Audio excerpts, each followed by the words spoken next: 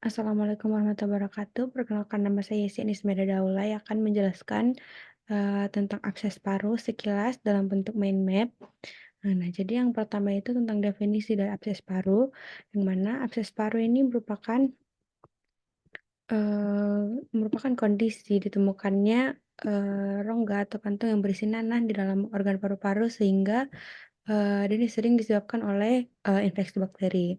Nah, jadi etiologi dari penyakit abses paru ini ada yang primer dan ada yang sekunder, yang mana yang primer ini dia disebabkan oleh adanya infeksi di dalam paru-paru itu sendiri. Di mana kondisi ini paling sering itu terjadi karena masuknya makanan atau cairan yang terkontaminasi oleh bakteri ke dalam paru-paru secara langsung atau secara aspirasi dari paru-paru. Nah, kalau yang sekunder, dia ini karena adanya infeksi di bagian tubuh lain yang menyebar sehingga menyebar ke bagian paru-parunya dan terjadinya infeksi dalam paru-paru. Nah, adapun gejala-gejala yang pada abses paru ini, itu ada batuk berdahak terus-menerus, berkeringat pada malam hari, terus dia ada demam, nyeri pada dada, terus dia ada sesak napas juga, berat badannya menurun, sama dia ada kehilangan nafsu makan. Nah, sebelum masuk ke cara mendiagnosisnya, kita masuk dulu ke patofisiologinya. Nah, yang mana patofisiologinya ini dia berawal dari etiologinya tadi, dia berawal dari aspirasi berulang, yang mana mikroorganisme tadi terjebak di dalam saluran pernapasan bawah, terus dia prosesnya itu lanjutan dari pneumonia inhalasi bakteri. Nah, nanti dari aspirasi berulang ini, atau bisa jadi juga karena faktor predisposisi, dia bisa menyebabkan bakteri mengadakan multiplikasi dan merusak parenkim pada paru. Nah, kalau udah rusak parenkim pada paru, dia bisa menyebabkan proses peradangan, yang mana nanti proses peradangan ini bisa menyebabkan ujung saraf paru itu tertekan, yang nanti bakal menyebabkan gejala nyeri, nyeri pada dada. Karena ujung sarafnya paru ini tertekan kan.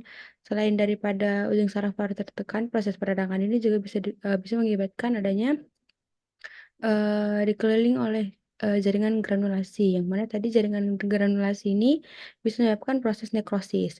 Nah, kalau dia udah nekrosis, dia nanti bakal membuat proses pembentukan sputum ini jadi berlebih, produksi sputumnya jadi berlebih, nanti jadi dia refleks batuk untuk membersihkan jalan nafas. Nah, kalau udah produksi sputumnya berlebih, dia juga bisa mengganggu difusi ventilasi, yang mana nanti menyebabkan kadar oksigennya menurun. Nah, kalau kadar oksigennya menurun, tentu saja dia gangguan pertukaran gasnya kan.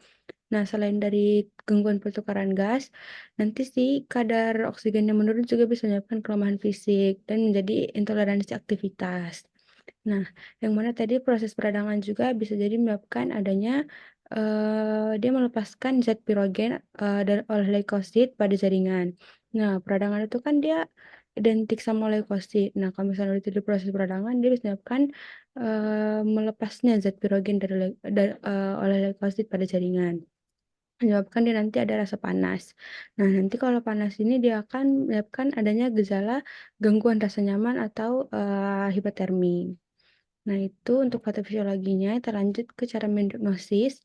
Nah, nanti dari anamnesis kita bisa menemukan adanya dia gejala batuk, sesak napas, nyeri dada, sama dia ada demam.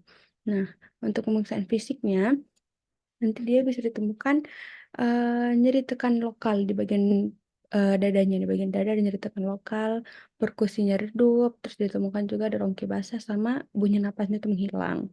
Karena dia menumpuk di situ kan. Terus untuk pemeriksaan penunjang kita bisa lakukan darah rutin sama secara radiologis. Untuk darah rutin nanti bisa ditemukan leukositosis atau leukositnya meningkat karena akibat infeksi. Untuk radiologis nanti ditemukan hasil fototoraks itu dengan kavitas dengan air fluid level. Terus lanjut kita bahas tentang faktor resiko. Nah, faktor resiko dari penyakit ini tuh untuk itu orang-orang yang mengidap penyakit gigi dan gusi, terus orang-orang yang kecanduan alkohol dan obat-obat terlarang, terus mengidap gangguan saluran pernapasan. Terus diagnosis bandingnya itu bisa disebut ada bronkiektasis, cystic fibrosis, sama emfisema. Nah, untuk pengobatan dari abses paru, ini ada farmakologi dan non-farmakologi. Nah, untuk farmakologi kita bisa menggunakan antibiotik. Nah, Antibiotiknya kita bisa pakai yang empiris dan spesifik. Nah, kalau empiris ini dia, dimulai dari antibiotik yang spektrum luas sebelum hasil kulturnya ada. Nah, jadi contohnya itu dia ada kombinasi beta-lactam, seperti piperacillin atau tazobactam, atau bisa juga pakai, carbapenem. Untuk yang spesifik, nah ini kalau udah dia hasil keluar, hasil kulturnya itu sudah keluar sama sensitivitasnya itu udah keluar. Jadi bisa dipakai, clindamycin atau metronidazole untuk bakteri anaerob dan, vancomycin untuk MRSA. Nah, ini juga bisa dilakukan drainase. Untuk non farmakologinya bisa digunakan, bisa dilakukan pembedahan operasi. Nah, kalau drainase ini dia, menyedot pusnya untuk keluar. Untuk komplikasinya ini dia ada menjadi fistula bronchoalveolar, jadi gagal napas juga sama ada abses cerebral emboli. Mungkin sekian yang bisa saya jelaskan dari mind map tentang abses paru ini.